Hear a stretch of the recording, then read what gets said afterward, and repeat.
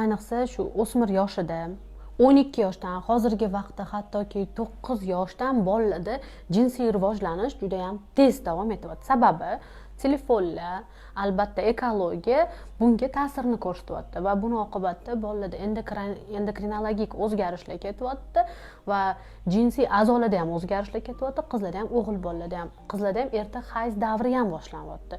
Buning sababi bolalarning erta rivojlanishi. Endi eng avvalo bunday erta rivojlanishga onalarimiz juda ham gрамотно tayyor bo'lishligi kerak.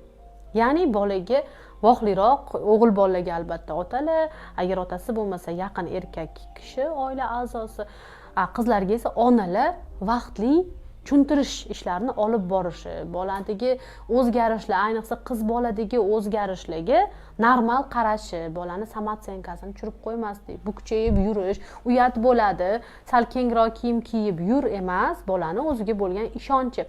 Mana shu yerda biz qizimizda ayollik jozibasini, ayollik latofatini chiroyli qilib tarbiyalab ketishimiz kerak bo'ladi. Albatta bu ham balansda, me'yorda bo'lishi kerak, lekin o'z navbatida bola o'zidagi tabiiy o'zgarishlarni boricha qabul qilishini o'rgatishimiz kerak bo'ladi.